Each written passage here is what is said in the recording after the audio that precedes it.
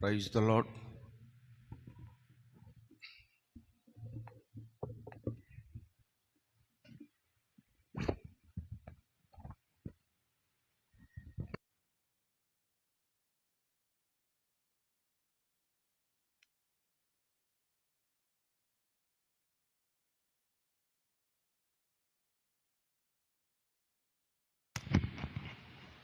Praise the lord. హల్లెలూయా. శబ్దమా గట్టిగా. దేవునికి మహిమ కలుగును గాక. దేవునికి మహిమ కలుగును గాక. ఆమేన్. ప్రభువైన యేసుక్రీస్తు నామములో ఈ 86వ షారోను సభలకు, దేవుని సన్నిధికి శ్రద్ధ భయభక్తులతో, ఆశతో ఆయన రాజ్యంను స్వతంత్రించుకోవాలని, ఆయన కృపను కలిగి ఆయన రాజ్యములో ఆయన కుడి పార్శ్వన చేర్చబడాలని కూడి చేరి వచ్చిన సకల పరిశుద్ధులకు, పెద్దలకు, దైవ సేవకులకు, దూరాన సమీపాన ఆయా ప్రాంతాన ఉండి ఈ శబ్ద యంత్రము ద్వారా దేవుని వాక్యాన్ని ధ్యానిస్తున్న ప్రతి ఒక్కరికి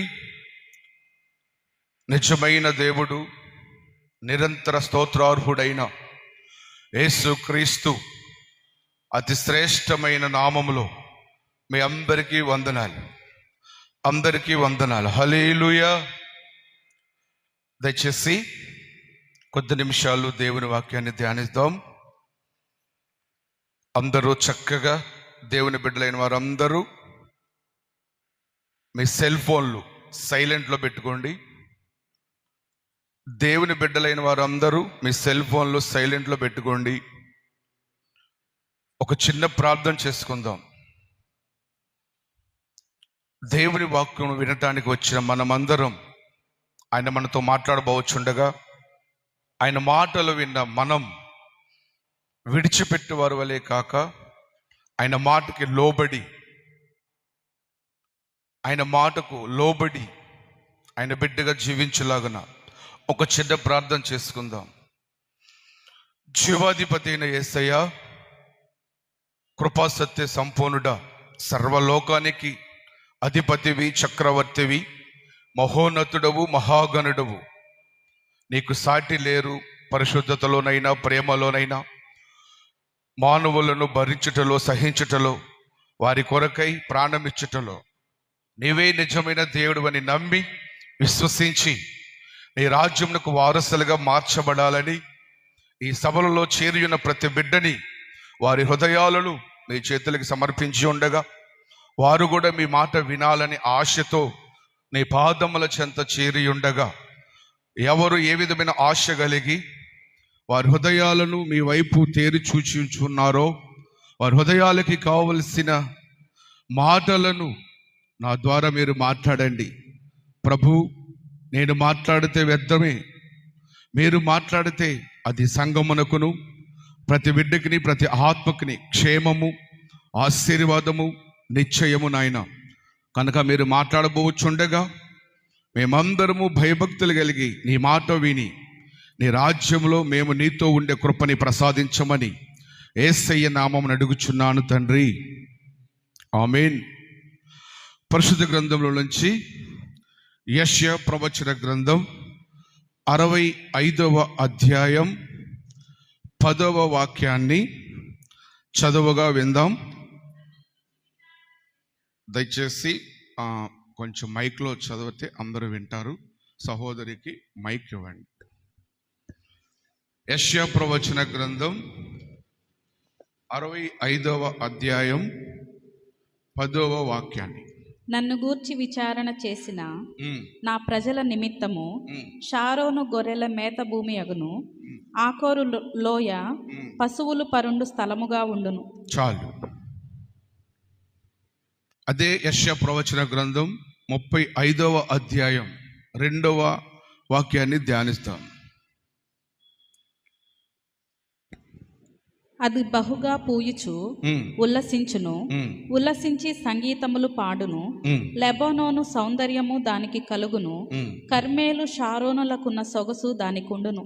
చాలు. ప్రభుల వారు తన ప్రజల వైపు చూసి వారి ఉన్న అనుభవాలను పంచుతూ ఉన్నారు. వారి అనుభవాలను మనతో పంచుకుంటూ ఆయన చెబుతున్న మాట ఏంటంటే, నా ప్రజలు నా నిమిత్తము, నా ప్రజల నిమిత్తము ఈ షారోను పొలము గొర్రెలకు మేత భూమిగా మార్చబడుతుంది. దయచేసి వినాలి, ఎవరు కదలొద్దు, అటు ఇటు తిరగొద్దు. దయచేసి కొద్ది నిమిషాలు దేవుని వాక్యాన్ని వినాలి. ఈ రోజున దేవుని వాక్యాన్ని ధ్యానిస్తుండగా మొదటి మాట షారోను పొలము గొర్రెలకు మేత భూమి అగును. రెండవదిగా మనము చదివిన మాట షారోనులో సొగస్సు కలుగును. ఈ షారోను సభలకు కూడి వచ్చిన మీరందరూ ఆత్మీయం సారులై మీ ఆత్మీయ అనుభవంలో, ఆత్మీయ విశ్వాస జీవితంలో, ఎండిపోయిన అనుభవంలో, మీ ఆత్మీయ విశ్వాస జీవితానికి సరి అయిన సమృద్ధి ఆహారం లేని అనుభవాలలో, సరి అయిన సొగస్సు లేని అనుభవాలలో ఉన్న మీకు ఈ షారోను సభలలో మీ ఆత్మీయ విశ్వాస జీవితం గొర్రెల మేతగా మార్చబడును గాక. సొగసుగా నా దేవుడు మీ ఆత్మీయ విశ్వాసాన్ని కలుగ చేయును గాక. ఆమేన్. సొగస్సు అంటే చాలా మంది అనుకుంటూ ఉంటారు, ఈ లోక సంబంధమైన బాహ్య సంబంధమైన సొగస్సుకి విశ్వాసులు అనబడిన వారు, దేవుని బిడ్డలు అనబడిన వారు, పరిశుద్ధులు అనబడిన వారు, మారు మనస్సు పొందిన వారు, బాప్తిసం పొందిన వారు, ప్రతి నెలలో ప్రభు శరీరంలో రక్తంలో పాలు పొందుచున్న వారు ఎక్కువగా ఏ సొగసుకి ప్రాధాన్యత ఇస్తున్నారు, ఏ మేత భూమితో బలపరచబడుతూ ఉన్నారు, వారి ఆత్మీయ ఆహారము, సమృద్ధి జీవము వారిని ఆత్మీయ విశ్వాస జీవితంలో బలపరచబడుతూ ఉందా, వారు ఉన్న సంఘం సహవాసం ఆత్మీయ ఆహారం సమృద్ధిగా వారికి పెంచి పోషిస్తూ ఉందా, వారి ఆత్మీయ విశ్వాసం ఒక సొగసుగా వీరిని చూడగానే దేవుని బిడ్డలుగా, వీరిని చూడగానే పరిశుద్ధులుగా పెంచుతుందా లేదా అన్నది మనం పరిశీలన చేసుకోవాలి. మొదటిగా మనకు ఇక్కడ కూడి చేరి ఉన్న దేనికంటే మన ఆత్మీయ విశ్వాసం సమృద్ధిగా ఉండాలి. గొర్రెలకు మేత ఎక్కడ దొరుకుతుంది అక్కడికి గొర్రెల మేపు కాపరి తోలికెళ్తూ ఉంటాడు. ఎడారిలో గొర్రెల మేపడు, నీటి జలముల మధ్యలో గొర్రెల మేపడు, మంచి పచ్చక బయలు చేతలో గొర్రెలు మేపుతూ ఉంటాడు. ఆ కాపరికి తెలుసు, నా గొర్రెలు పచ్చక బయలులో, ఈ చక్కని పచ్చక బయలులో కలిగినటువంటి బీడిలో మేత వేస్తే బలముగా ఉంటాయి, ఆరోగ్యంగా ఉంటాయి, క్షేమంగా ఉంటాయి. వీటి ద్వారా నేనును నా యజమానుడును సంతోషిస్తాడు, గణపరచబడతాడు అని ఈ షారోను సభలకు చేరవచ్చిన మీ అందరి పట్ల ఈ 86వ షారోను సభలను మిమ్మల్ని ప్రేమించి మీ ఆత్మీయ విశ్వాసాన్ని బలపరచాలని, పాడైన అనుభవాలలో, ఎడారి అనుభవాలలో, ఎండిపోయిన అనుభవాలలో ఆత్మీయ విశ్వాస జీవితంలో నిలబడలేక, క్రీస్తుతో సాగలేక, క్రీస్తు పరిశుద్ధతను కొనసాగించలేక, అప్పుడప్పుడు అపవిత్రత, అప్పుడప్పుడు అబద్ధం, అప్పుడప్పుడు అవిశ్వాసం, అప్పుడప్పుడు దేవునికి సమీపస్తులుగా ఉన్న మీరు దూరస్తులైపోతూ ఉంటాం, దేవుని కృప నుంచి దూరపరచబడతా ఉంటాం. చివరికి సాతాను బంధకాలు బంధించబడి నీ రూపం, నీ జీవితం, నీ ఆత్మీయ విశ్వాసం ఒక చీకటి అనుభవాలలో సొగసు లేకుండా, రూపు లేకుండా నింపబడిన మీ అందరినీ ప్రభువులో స్థిరపరచాలని, ప్రభువులో బలపరచాలని, మీ ఆత్మీయ విశ్వాసానికి ఒక సొగసుని తీసుకురావాలని ఈ సభలను ఏర్పాటు చేశారు. ఈ సభలకు ఏర్పాటు నిన్నో మన్నో అనుకొని ఏర్పాటు చేయలేదు. దాదాపుగా మాకైతే ఒక నెల ముందు నుంచి చెప్పారు. మరి మీకు ఎప్పటి నుంచి చెప్పారు నాకైతే తెలీదు. సమయానికి సమయానికి సమయానికి విలువ ఎంతమంది ఇస్తున్నారు? దేవునికి ఎవరు విలువనిస్తున్నారు? దేవుని యందు ఎవరు భయభక్తులు కలిగి ఉన్నారు? ఈ సభలు మన కొరకే, నా కొరకే. నేను బలంగా ఉండాలని, నేను క్షేమముగా ఉండాలని, నేను దేవునితో ఉండాలని, నేను దేవుని సొగసుగా నా కుటుంబం అంతా సంతోషముతో నింపబడి లోకాన్ని జయించి పరలోక రాజ్యములు చేర్చబడాలని ఉద్దేశము గనక మీలో ఉంటే అన్ని పనులు ప్రక్కన పెట్టి క్రీస్తు మీకు ఇచ్చిన సమయము కంటే, ఈ సభల ప్రారంభమునకు మీకు ఇచ్చిన సమయము కంటే ముందు వస్తారా, లేటుగా వస్తారా? ముందుగా వస్తారా, లేటుగా వస్తారా? మన జీవితాలు ఎడారి అనుభవంలో ఉంటాయంటే దీనికి ప్రధాన కారణం మన క్రీస్తు ప్రభుల వారి సన్నిధికి, సమయానికి ఆయనకి ఇవ్వవలసిన ప్రాధాన్యత మనం ఇవ్వలేకపోవటమే కదా.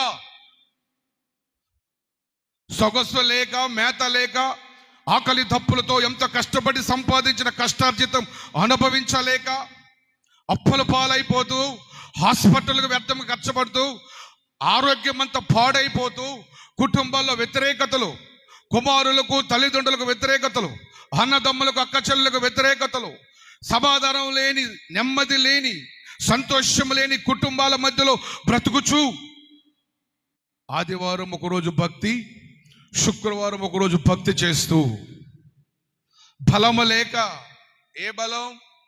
చికెన్ మటన్ తింటే బలం కాదు, హార్లిక్స్ తింటే బలం కాదు, సమృద్ధిగా పలావు తింటే బలం కాదు. నా ప్రభుల వారు యెషయా ప్రవక్త ద్వారా మనతో చెబుతున్నాడు, ఈ షారోను వనములు, ఈ షారోను ఆశ్రమములు, ఈ షారోను సహవాసములు గొర్రెలుగా చేర్చబడిన మీరందరూ బలహీనులు కాక బలవంతులుగా, సమృద్ధి ఆరోగ్యవంతులుగా, సమృద్ధి ఆశీర్వాదములకు కారణభూతులుగా, క్రీస్తు యేసు మహిమైశ్వర్యము కలిగిన, క్రీస్తు సొగసు కలిగిన, బుద్ధి కలిగిన ప్రజలుగా ఆయనను, ఆయన సన్నిధిలో నీవు ఆయనతో ఉండాలనే ఈ ప్రయాస సేవకులకు, దైవజనులకు, ఈ మినిస్ట్రీ డైరెక్టర్కి, యాజకులకు, నాయకులకు ఉంటే సరిపోదు. దేవుడు నువ్వు ప్రేమించి నిన్ను సజీవులుగా ఉంచి ఆరోగ్యం ఇచ్చి ఆనందం ఇచ్చి ఆయన సన్నిధిలో చక్కని చల్లని వాతావరణం ఇచ్చి ఆయన సన్నిధిలో ఆత్మీయ ఆహారము స్తుతించి కీర్తించి గణపరిచినప్పుడు, ఆయనను మహిమపరిచినప్పుడు ఆయన నిన్ను ఆత్మీయ ఆహారంతో బలపరిచి ఆరోగ్యం ఇచ్చి క్షేమమునిచ్చి నీ మనసులో ఉన్న ఆత్మకి నెమ్మదినిచ్చి నీ కుటుంబంలో సమాధానం నిలిపి నీ చేతుల కష్టార్జితం అనుభవిస్తూ అనేక మందికి అప్పిచ్చేవానిగా, అనేక మందికి ఆహారం ఇచ్చేవానిగా, అనేక మందికి సహాయం చేసేవానిగా నేను చేస్తాను, నా దగ్గరికి రండి అని ఈ చక్కని షారోను సహవాసాన్ని దేవుడు మనకిస్తే, సహవాసంలో ఉన్నవారు, సహవాసంలో లేనివారు, సహవాసం తెలియని వారు, సహవాసం తెలిసిన వారు, దేవుని గురించి తెలిసిన వారు, దేవుని గురించి తెలియని వారు ఆయన సమయానికి విలువిస్తున్నారా? మీరే ఆలోచించండి. నిన్ను బట్టి, ఈ కూడికలో వచ్చిన నిన్ను బట్టి, నీకున్న ఆశను బట్టి, ఇప్పుడు నిన్ను బట్టి నీ దేవుడు సంతోషిస్తాడా? ఇంకెంతకాలం? ఒకవేళ సంతోషించకపోతే నీ కొరకు ప్రాణం ఇచ్చిన దేవుణ్ణి సంతోషపరచలేని భక్తి ఎంతకాలం చేస్తారు? ఇంకిదేనా మన భక్తి? నేను ఈ మధ్యకాలంలో ఒక సహోదరి గృహానికి వెళ్ళాను. కుటుంబంలో సమస్యలుగా ఉన్నాయి, ప్రార్థించండి రండి అని అంటే వెళ్తే వాళ్ళ తల్లిగారు వచ్చింది. ఆమెకి ఇంచుమించు 63 సంవత్సరాలు. అందరూ ప్రార్థన చేయించుకున్నారు. ఆ తల్లి కూడా వచ్చి ప్రార్థన చేయమని అడిగితే, అమ్మ నువ్వు ఇంకా మారుమనసు పొందలేదా, బాప్తిసం తీసుకోలేదా అంటే, అన్ని తీసుకున్నాను, అన్ని చక్కగానే ఉన్నాయి, ఆరోగ్యం కూడా బాగుంది.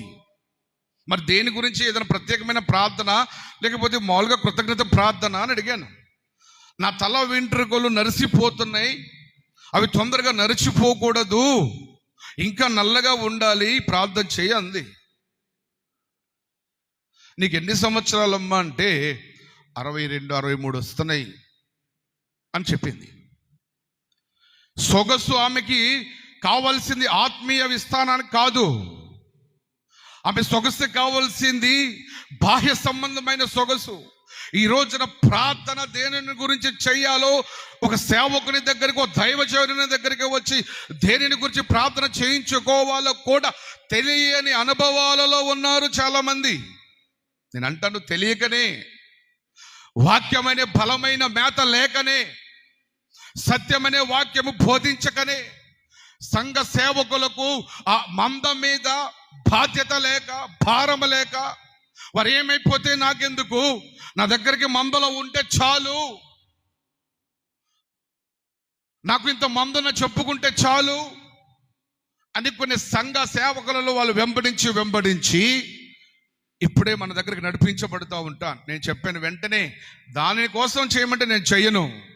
నువ్వు దేవునితో నిలవాలని, దేవునితో నడవాలని, దేవుని ఆత్మని పొందుకోవాలని, పరిశుద్ధంగా జీవించాలని, నీ పరిశుద్ధంగా జీవించాలని ఆటంకాలు వస్తూ ఉంటే దాని ఆటంకాలు తొలగిపోవటానికి చేయమంటే చేస్తాను, కానీ దానికోసం చేసే అర్హత నాకు లేదు అని చెప్పాను. తెల్లారి నుంచి వాళ్ళ కుటుంబం మందిరానికి రావట్లేదు. కృప కలుగును గాక. ఎవరికి? ఆయన సన్నిధిలో, షారోను పొలములో పచ్చిక ఉన్నది, ఆత్మీయ ఆహారం ఉన్నది, వాక్యము బలమైనది, సేవకులు భారము కలిగిన వారు. ఈ సంఘములో నేను మందగా, గొర్రెగా ఉన్నాను అంటే నా కృప, దేవుడు నాకు ఇచ్చే భాగ్యం అని ఎంచిన వారందరికీ ఈ షారోను సభలలో మొదటి నుంచే ఆయన కృప కలుగును గాక. ఆమేన్. చెప్పారా? ఆమేన్. మీకు కృప కలగాల వద్దా? మొన్న ఈ మధ్యకాలంలో 1 సంవత్సరం క్రితం ఎలక్షన్లు జరిగినాయి. మీకు అందరికీ తెలిసింది. నేను చెప్పేది ఏముంది? ఓటుకి మీరు మాటకి అడిగేటట్లుగా ఉన్నారు. నేను చాలా బక్కవాడిని, చూస్తానికి లావుగా ఉన్నా కానీ ఈ విషయంలో బక్కవాడిని, నేను ఇవ్వలేను. దయచేసి ఈ షారోను సభలలో, ఈ షారోను సహవాసంలో, షారోను పొలములో, ఆయన సన్నిధిలో నువ్వు ఏ విధమైన ఆశ కలిగి, ఏ విధమైన దేవుని సన్నిధిలో భాగ్యమును పొందుకోవటానికి చేరి ఉన్నావో, నీ విశ్వాసము ద్వారా దేవుడు నీకు నిత్యంగా నీ ఆశను తృప్తిపరచును గాక. ఆమేన్, ఆమేన్. ప్రియమైన దేవుని బిడ్డలారా, అది దేవుని యొక్క సన్నిధి అని మనం గుర్తించాలి. ఆ సన్నిధిలో బలము, సన్నిధిలో క్షేమం, సన్నిధిలో ఆశీర్వాదం కొరకు రావాలి. అంతేగాని బాహ్య సంబంధమైన ఆశీర్వాదాలు ఇవ్వాలంటే రేపోతాయి. దేవుడు ఆశీర్వదిస్తే నీవు పోయినా నీ బిడ్డలు తరతరములు ఆ ఆశీర్వాదాన్ని అనుభవించాలి. అదే నేను ప్రకటిస్తున్న దేవుడిచ్చే ఆశీర్వాదం. హల్లెలూయా. అపోస్తల కార్యములు 9వ అధ్యాయం 35వ వాక్యంలో ఒక మాట చదువుదాం. వెంటనే అతడు లేచెను. లుద్దాలోను షారోనులోను కాపురమున్న వారందరూ అతని చూచి ప్రభు తట్టు తిరిగిరి. చాలు. షారోనులో ఉన్న ప్రజలు చూడాలి, ఇటు చూడాలి. షారోనులో ఉన్న ప్రజలు దేవుని తట్టు తిరిగారు. సకల ప్రజలు దేవుని తట్టు తిరిగారు. ఈ సభలకు వచ్చిన నీవు ఇంతవరకు పరిపూర్ణంగా దేవుని తట్టు తిరగక, అవసరాల వైపు, సమస్యలు వచ్చినప్పుడు, శోధనలు వచ్చినప్పుడు, కష్టాలు వచ్చినప్పుడు, వేదన వచ్చినప్పుడు దేవుని తట్టు తిరుగుతూ, మరలా నీకు ఈ లోకంలో వస్తున్న సమస్యల, శోధనల వైపు చూసి భయపడుతూ, దేవుని యొక్క పచ్చిక బయలు ఆహారము, సమృద్ధి, జీవము లేక ఎండిపోయిన అనుభవంలో ఉన్నావేమో. నీవు పరిపూర్ణంగా ఈ సభలలో దేవుని వైపు, దేవుని తట్టు తిరగగలిగితే నీకు సొగస్సు కలుగును గాక. ఆమేన్. అయితే దేవుని వైపు ఎలా తిరగాలి అంటే మొదటి మాట చూద్దాం. సామెతల గ్రంథం 1:23లో ఆయన వైపు ఎలా తిరగాలి అంటే, సామెతలో రాసినటువంటి పరిశుద్ధ గ్రంథంలో, సామెతల గ్రంథం 1వ అధ్యాయం 23వ వాక్యం. నా గద్దింపు విని తిరుగుడి. చాలు. ఆయన గద్దింపు, గద్దింపు విని తిరగాలి. ఈ సభలలో మీకు ఎన్ని వర్తమానాలు చెబుతారో, ఎన్ని వాక్యాలు వింటారో, అవన్నీ మీ దైవజనుడు మిమ్మల్ని అడుగుతాడు. మీటింగ్స్ అయిపోయిన తర్వాత వచ్చే ఆదివారం మీ చిన్న పిల్లలైనా పెద్ద పిల్లలైనా ఎవరైనా సరే చెప్పబడిన ప్రతి వాక్యం చెప్పబడిన వారు ఎన్నటికి ఎండిపోయే అనుభవంలో ఉండరు. అదే నీకు దేవుని వైపు తిట్టుటలో మొదటి ప్రాధాన్యత. వాక్యానికి ప్రాధాన్యత ఇవ్వాలి. వాక్య అనుభవమే నీ ఆత్మీయ విశ్వాసానికి, ఆత్మీయ జీవితానికి బలం, క్షేమం. ఇప్పుడు వింటున్న నీవు ఆయన ఇక్కడ తన సేవకుల ద్వారా నిన్ను గద్దించినప్పుడు గద్దింపుకు లోబడాలి. గొర్రెలు చూడండి, ఒక పిలవగానే లోబడి వస్తాయి. తన యొక్క కాపరి ఎటెళ్తాడు అడుగు జాడలో నడుస్తాయి. అవి ముళ్ళ పొదల, అగ్ని మంటల, సముద్రపు లోయల, నా యొక్క కాపరి వెళ్ళాడు కనుక నేను కూడా అట్టే వెళ్తానని ఆ గొర్రెలు కాపరి అడుగు జాడల్లోనే నడుస్తాయి.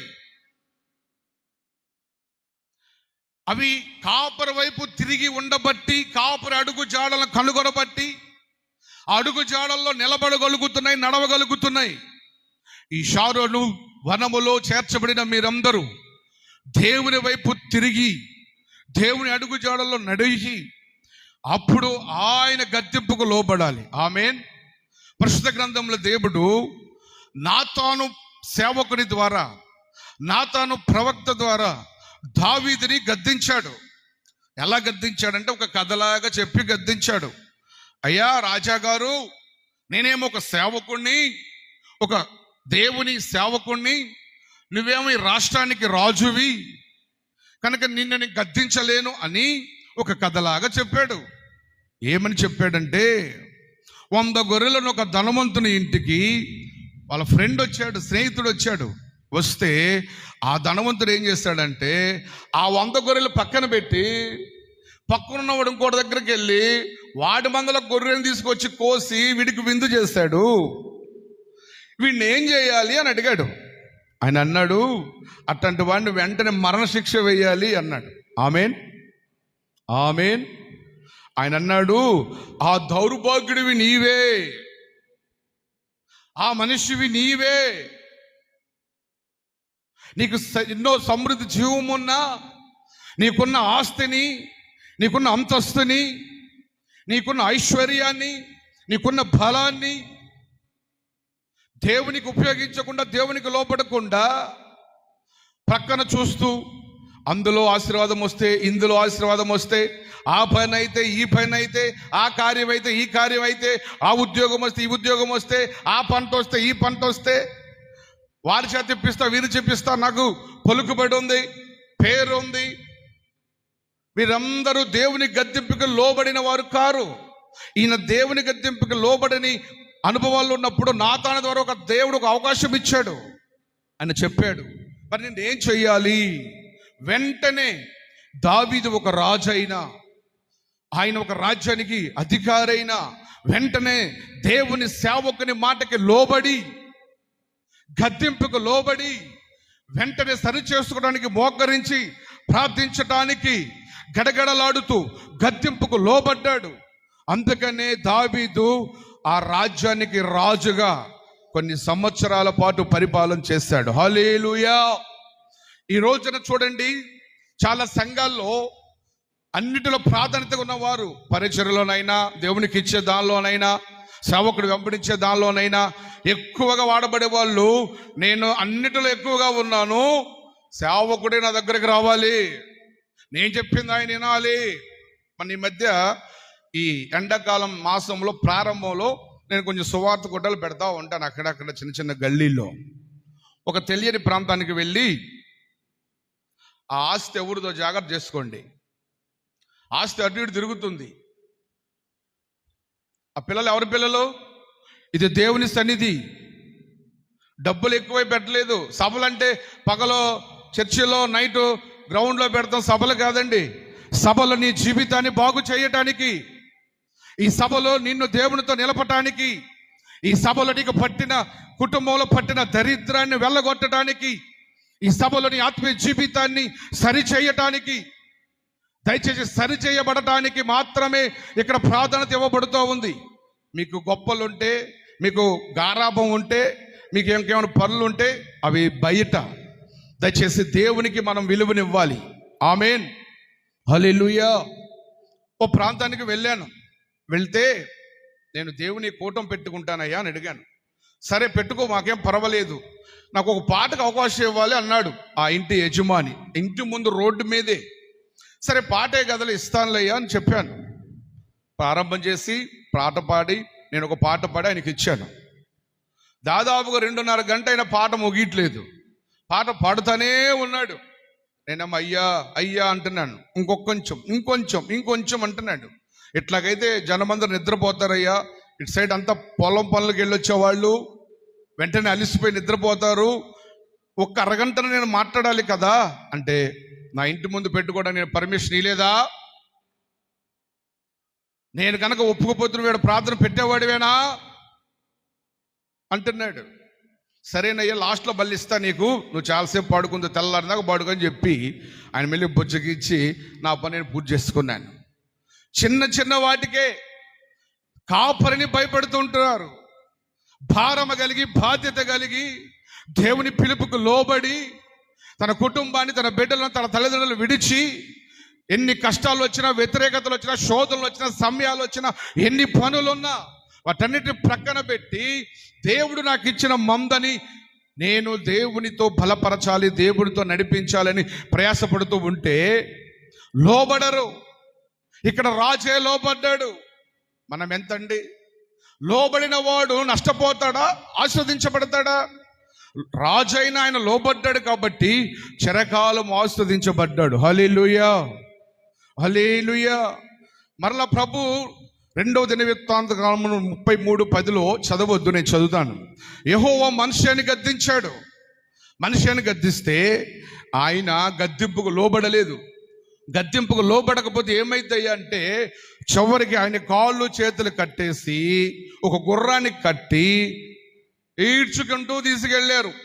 తన యొక్క జీవితం అంతా అలా ముగిసిపోయింది. ఈ రోజున దేవుని గద్దింపుకు లోబడకపోతే సేవకుడైన దగ్గరకు వస్తాడు, నేను వెళ్ళకపోతే సంఘంలో సభ్యులు కనపడరు, నేను లేకపోతే షారుల సహవాసం ఉండదు, ఎండిపోయిన అనుభవం ఉంటుంది అని కొంతమంది పిచ్చి ఆలోచనలు చేస్తూ ఉంటారు. వారి జీవితం ఎలా ఉంటుందంటే మనిషి జీవితం లాగా ఉంటుంది. అది ఫ్యూచరు. వీళ్ళు ఆలోచించేది ప్రజెంట్ ఆలోచించిన వారు, ప్రస్తుత కాలంలో ఉన్నవారు ప్రస్తుత స్థితిగతులను బట్టి దేవుని సన్నిధిలో లోబడుతూ, దేవుని కాపుని వెంబడిస్తూ, పచ్చని దేవుని జీవాత్మ చేత బలపరచబడుతూ షారోను భూమిలో బలవంతులుగా సొగసుగా ఉంటారు. ఆమేన్, హల్లెలూయా, హల్లెలూయా. యోనాని కూడా దేవుడు గద్దించాడు. మీ అందరికీ తెలిసినదే. ఆయన గద్దింపుకు లోబడకుండా వెళ్ళినప్పుడు విడిచాడా? ఆయన పని జరిగించాలి, వెంబడించి తీసుకొచ్చి నినివేకి వెళ్ళమన్నాడు. నినివేకి వెళ్ళి దేవుడు చెప్పిన మాట నినివే పట్టణస్థులకు ప్రకటించిన సేవకుడే, ఆయన యొక్క దేవుని సేవకుడు చెప్పిన మాట ఆ రాజ్యమంతా, నినివే పట్టణమంతా లోబడి ఎలా లోబడింది? భయముతో, భక్తితో ఉపవసించి, చిన్నపిల్లలనేమి, పెద్దలనేమి, వృద్ధులనేమి ప్రతి ఒక్కరూ ఒక్క మాట సెలవిస్తేనే లోబడి ఉపవసించి ప్రార్థించారు. గద్దింపుకు లోబడ్డారు. గద్దింపుకు లోబడి నినివే పట్టణం ఎలా ఉంది? శ్రమల నుంచి తప్పించబడలేదా? కరువు నుంచి తప్పించబడలేదా?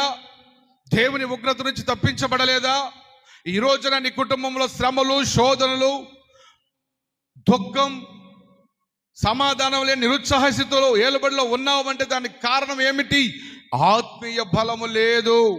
చాలా మంది అనుకుంటారు డబ్బు లేదు, నా జీవితం అంతా పేద జీవితమే, నేను ఎలా బ్రతకాలి, ఎలా జీవించాలి అనుకుంటూ ఉంటారు. నేను ప్రభులోకి రాకముందు నేను కూడా అదే అనుకున్నాను. నేను ప్రభువులోకి వచ్చిన తరువాత, ప్రభు తిట్టు తిరిగిన తర్వాత, ప్రభు వైపు మాత్రమే చూసిన తరువాత వస్తున్న శోధనలు అలాగే ఉన్నాయి, వస్తున్న వ్యతిరేకతలు అలాగే ఉన్నాయి, వస్తున్న ఆటంకాలు అలాగే ఉన్నాయి. వాటి వెనకాల వస్తున్న ఆశీర్వాదాలు కూడా అలాగే ఉన్నాయి. దేవునికి మహిమ కలుగును గాక. ఆమేన్. నీవెప్పుడైనా ఆలోచించావా? ఈ షారోను సహవాసములో, ఈ షారోను వనములో గొర్రెలుగా ఉన్న మీరు, నీకు ఆశీర్వాదం రాకపోతే ఆలోచించావా? దేవుని యొద్ద నుండి నీ ఆరోగ్యం సరిగా లేకపోతే ప్రభువా నా ఆరోగ్యం ఎందుకు సరిగా లేదు, నాలో ఉన్న ఎండిపోయిన అనుభవం ఏమైనా ఉందేమో అని ప్రభువుని అడగటం ఆలోచించావా? నీలో నీ కుటుంబంలో ఆనందం లేక దుఃఖం వేలుబడి చేస్తా, పగలు ప్రతీకారాలు వేలుబడి చేస్తూ ఉంటే ఆలోచించావా? నేను ఆ రోజున వాడు నా మాట అన్నాను, అందుకే వాడు నా మీద పగబెట్టుకున్నాడు, ద్వేషంతో ఉన్నాడు, ఇదే ఆలోచిస్తారు. కానీ ప్రభువుని అడగాలి, నువ్వు ఉంది ఎండిపోయిన సహవాసమా, పచ్చిక బయలు ఉండ సహవాసమా? నేను సొగసుగా, నీ కుటుంబాన్ని సొగసుగా, నీ కుటుంబంలో ప్రతి ఒక్కరి పట్ల భారం కలిగి, బాధ్యత కలిగి, నిన్ను దేవునితో నిలపాలి అని ప్రతి క్షణం ఆలోచించే కాపరి సహవాసములో మీరున్నారు. ఆమేన్. ఆధ్యాత్మిక జీవితము దేవునితో కలిసి ఉందా? నీ యొక్క పరిశుద్ధత, నీ యొక్క ప్రార్థన అనుభవం, ప్రతి క్షణం దేవుని మీద ఆధారపడే అనుభవంలో ఉన్నావా? నీ ఆత్మీయ జీవితం ఒకవేళ ఎండిపోయిన అనుభవంలో ఉంటే నీకు మాత్రమే అది మేలు, సంఘానికి, ఈ షారోను వనానికి ఏమి నష్టం జరగదు. హల్లెలూయా. మొదటిది ఆయన గద్దెంపుకు లోబడాలి. రెండవది ఆయన వైపు ఎలా తిరగాలి అంటే అదే అపోస్తల కార్యములు 3:20లో మీ పాపములు తుడిచివేయు నిమిత్తము మారు మనసు పొంది తిరగాలి. ఆమేన్, ఆమేన్. పాపములు తుడిచివేయబడు నిమిత్తము మారు మనసు దేనికంటే చాలా మంది అనుకుంటూ ఉంటారు, కొంతమందికి తెలియదు, ఫ్యాన్సీ అయిపోయింది మారు మనస్సు.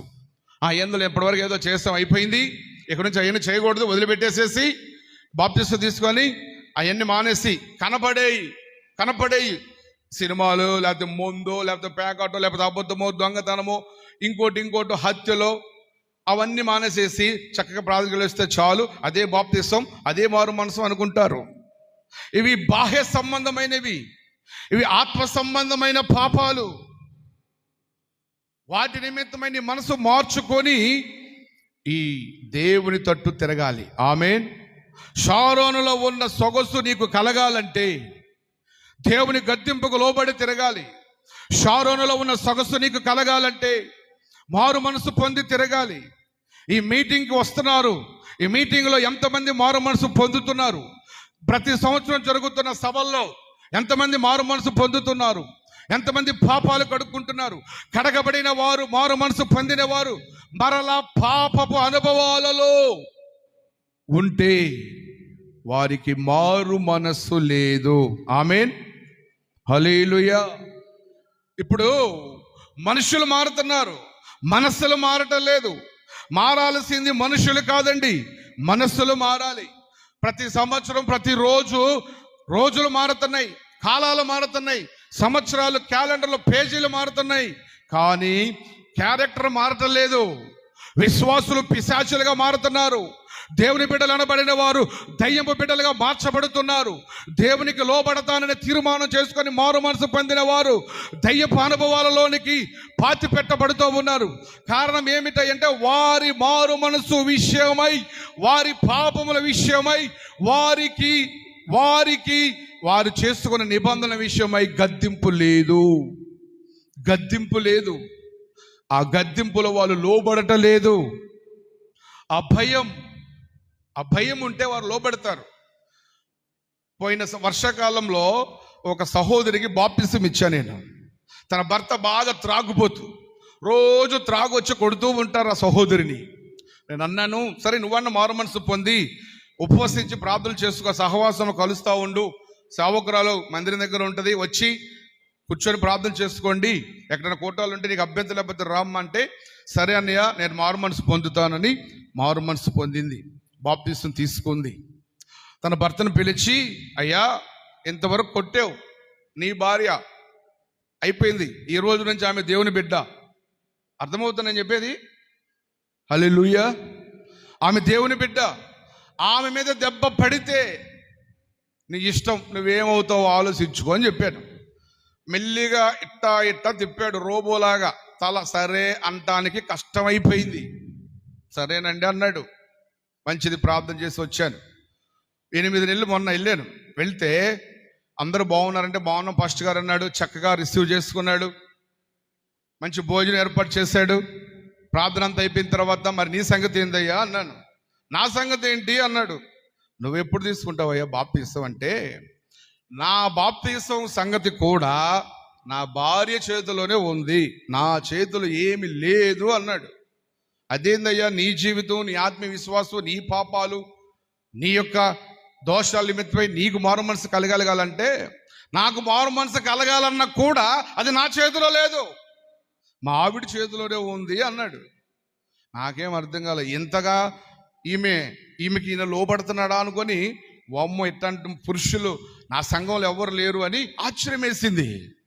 అమ్మ ఏం తల్లిగా మరి అన్నయ్య ఇలా అంటున్నాడంటే, మాట రాట్ల తల్లిగారికి, ఆ బంగారు కొండకి మాట రాట్ల, అనకొండలాగా అమ్మను చూస్తా ఉంది గుడ్లెట్టేసుకొని. ఏందమ్మా అంటే, ఏం లేదన్నయ్య, ఏం లేదు, నేను తర్వాత చెప్తాలే. తర్వాత కాదు, పాస్టర్ గారు అడుగుతున్నాడుగా చెప్పు అంటున్నాడు ఆ బ్రదరు. సరే చెప్పమ్మా, ఏం పర్వాలేదు. నీకు నీ భర్త మారు మనసు పొందడం నీకు ఇష్టం లేదా? నీవు నీ భర్తతో కలిసి మందిరానికి రావడం నీకు ఇష్టం లేదా అంటే, ఎందుకు ఇష్టం లేదని? ఇష్టమే. ఆమేన్, ఇష్టమే. మరి ఎందుకని? ఆయన నీ చేతిలో ఉందన్న నువ్వు ఎందుకు తడువు చేస్తున్నావంటే, ఏం లేదన్నయ్య, చెప్పు. చెప్పటం లేదు.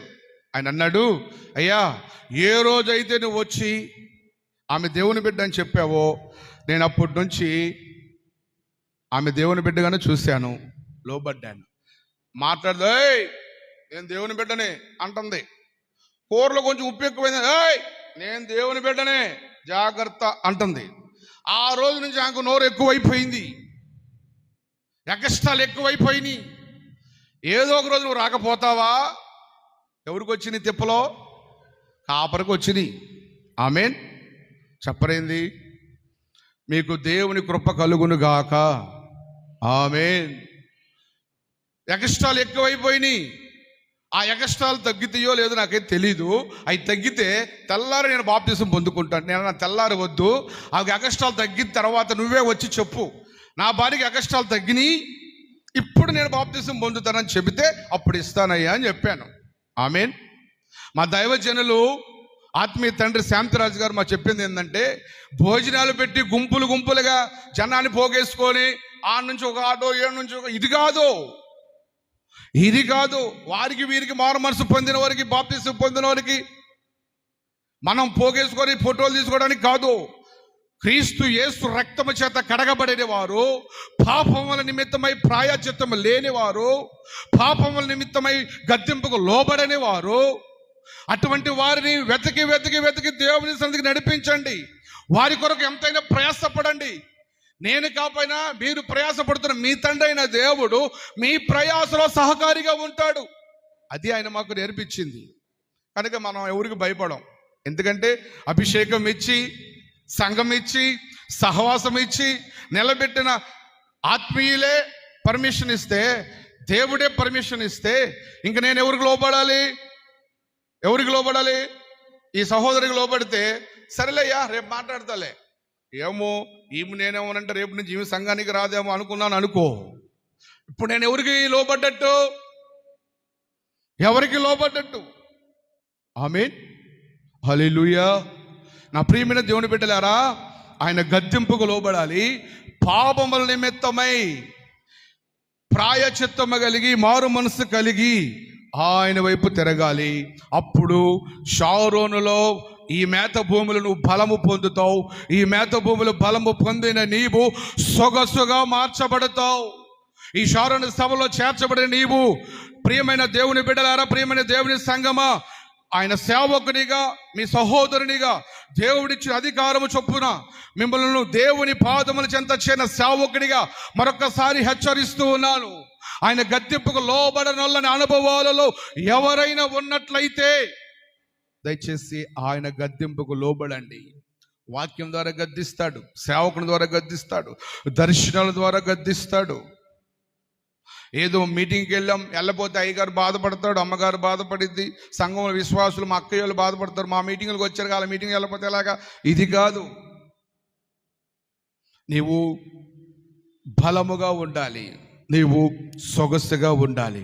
ఈ షారోను పొలములో మేత భూమిలో గద్దింపుకు లోబడి పాపల నిమిత్తమై ప్రాయచిత్తపడి పాపల నిమిత్తమై మారు మనసు పొంది ఈ షారోను సభలలో సమృద్ధి జీవముతో వినబడి మీ హృదయాలు నింపబడిన మీరందరూ సొగసుగా మార్చబడుదురు గాక. ఆమేన్. అపోస్తల కార్యములు 11:21 ముగిస్తాను. నమ్మిన వారు అనేక మంది యేసు వైపు, ఈ మాటలు నమ్మిన వారు అనేక మంది యేసు వైపు తిరిగారు.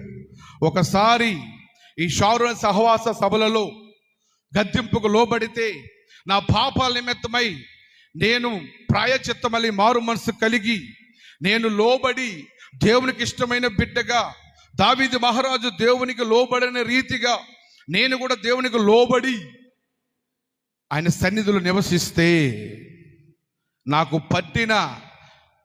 పట్టిన ఏం పట్టింది, ఎవరెవరికి ఏ అనుభవాల్లో ఉన్నారో ఆ అనుభవాలు, వ్యతిరేకత అనుభవాలు, దురాత్మ అనుభవాలు, చేతపని శక్తుల అనుభవాలు. ఈ లోకంలో చాలా చెప్తూ ఉంటారు, నేను ఏ పని చేసినా కలిసి రావట్లేదు, ఎక్కడికి వెళ్ళినా కలిసి రావట్లేదు, చేయాల్సింది చేయకుండా ఏదేదో చేస్తే ఎలా కలిసి వచ్చింది. నిన్నగాక మొన్న అమావాస్య వెళ్ళింది, పోయిన ఆదివారం తెలుసా? ఆమేన్. ఒక బిడ్డను తెచ్చారు, యవ్వనస్తురాలు, చక్కగా 22 సంవత్సరాలు ఉంటాయి. ఏమి లేదు, ఆమె పట్టిన దురాత్మ ఏంటంటే ఇంతే చూస్తుంది, ఇంతే కల్లార పట్టేది ఇంతే చూస్తుంది. ఏందమ్మా చూస్తుంటే, ఇదేనయ్యా 6 రోజుల నుంచి మా బాధ ఇదే, ఇవాళ ఇంకా ఎక్కువైపోయింది, కన్ను ఆరపట్లేదు, అసలు బతుకుందో చచ్చిపోయింది అర్థం కావట్లేదు, స్టెటస్కోప్ పెట్టి చూస్తే కొట్టుకుంటుంది, బతిగా ఉందని ఇక్కడికి తెచ్చాం. ఆమేన్. సరేలమ్మ ప్రార్థన చేస్తాను, ఏమన్నా ఉన్నాయా అంటే, ఉన్నాయ్యా, 4,000 పెట్టి వేయించామయ్యా. ఎంత? 4,000. మరి తీసేస్తే ప్రార్థన చేస్తా. వామ్మో 4,000 అయ్యా. 4,000 అయినా 40,000 అయినా 40 లక్షలైనా అది తీస్తేనే నేను ప్రార్థన చేస్తా. ఇదే ఒక చిన్న గద్దింపు. వాళ్ళు లోబడలా, వెళ్ళిపోయారు, పంపించేసా. ఆమేన్. 2 రోజుల క్రితం చనిపోయింది. మీకు అర్థం కావట్లేదు. ఈ రోజున కుటుంబాల్లో వ్యతిరేకతలు, గొడవలు, సమస్యలు, శోధనలు కారణం ఏంటంటే దేవుని సన్నిధిలో మొదటగా అడుగుపెట్టి మారు మనసు పొంది బాప్తిస్మం పొంది సంఘముల సహవాసములో పరిశుద్ధులుగా ఉన్న మనమే ఆయన గద్దింపుకి లోబడకుండా పాపముల నిమిత్తమై మారు మనసు పొందకుండా భక్తి చేస్తే, ఇదే భక్తి ఆసరా చేసుకొని కుటుంబం అంతా అపవాది దొంగిలించి నీలో తన బాణాలను విసిరి, రాళ్ళను విసిరి నిన్ను కూడా చెతికిల అనుభవాలు చేస్తుంది. ఇక్కడ వాక్యానికి లోబడవు, సంఘానికి లోబడవు, సేవకునికి లోబడవు, దేవునికి లోబడవు, ఎండిపోయిన అనుభవాల్లో ఉంటావు. కాబట్టి మనమందరము ఒకవేళ మన ఆత్మీయ జీవితంలో కానీ, ఈ లోక సంబంధమైన మనుషులుగా బ్రతుకుతున్న ఈ దాంపత్య జీవితాల్లో కానీ నెమ్మది లేక, సమాధానం లేక, ప్రార్థన చేసుకోవాలనుకున్న వ్యతిరేకతల మధ్యలో, సాతాను బంధకాల మధ్యలో బంధించబడి ఉన్న ఈ దేవుని మాట నీకోసమే, ఈ షారోను వనం నీకోసం రెడీగా ఉంది. ఈ సభలో అనేక మందిని తీసుకురండి. ఆయన మాట నీతో మాట్లాడితే నీవు నీ కుటుంబంలో మారు మనసు పొందని వారు, మందిరంలో అడుగు పెట్టని వారు, నీకు లోబడిన వారు అందరినీ దేవుని ప్రార్థన చేసుకున్న సభలకు నడిపించండి. ఆయన గద్దింపుకు లోబడిన మీరు మీ బాధ్యతగా ఎంచి అనేక మంది విషయమై భారం కలిగి కుటుంబాలుగా దేవుని నడిపించండి. ఆయన మాటకు లోబడండి, ఆయన చేత మీరు దీవించబడండి. ఆయన సొగసు మీకు కలుగునుగాక. ఆమేన్. హల్లెలూయా. శబ్దం గట్టి హల్లెలూయా. కొత్తగా ఒక ఆత్మ మందిరానికి వచ్చింది. ప్రార్థన చేస్తూ ఉంటే బైబిల్ తీసుకొని ఎత్తి మీద పెట్టుకుంది. ఏందమ్మా ఇదంటే, పరిశుద్ధ గ్రంథం అయ్యా, ఎక్కడుంటే ప్రభువుడు ఉన్నట్టే కదా అంటుంది. అట్లా కాదమ్మా, ప్రార్థన చేయి అన్నాను. సరే నాకు రాదయ్యా ప్రార్థన, నువ్వే చేయండి. నేను ప్రార్థన చేస్తూ ఉన్నాను. ఆమె ప్రార్థన చేస్తూ ఉంటే ఆమె కూడా కళ్ళు మూసుకుని అంటుంది, రామ గోవింద కృష్ణ ముకుంద యేసు నామములు అడుగుతున్నాను తండ్రి ఆమేన్ అంటుంది. అందరూ ఒకటే కదయ్యా, అందరు నామములు అడిగేసాను, అందరూ ప్రార్థన చేస్తానయ్యా. నా దగ్గరకు వచ్చారు చాలామంది, ఏదైతే సంఘమే.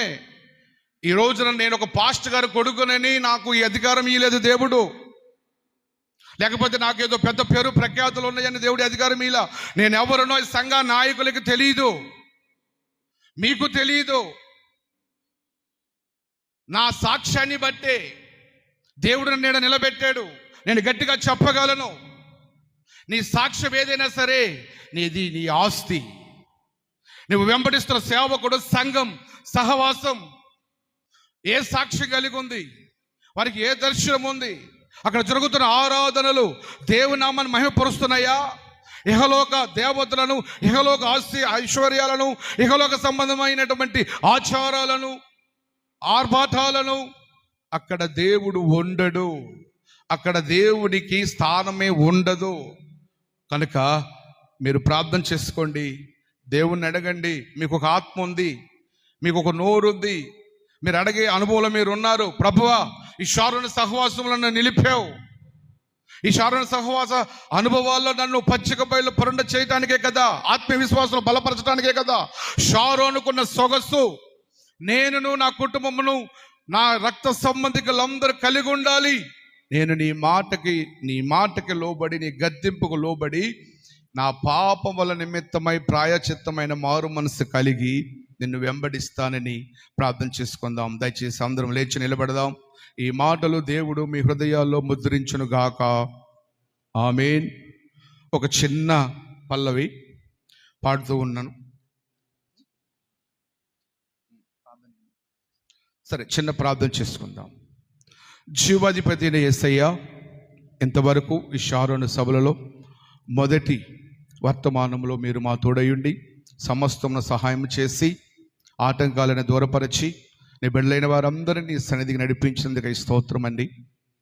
విన్న ప్రతి మాటని వారి హృదయాలు ముద్రించి నీ మాటకి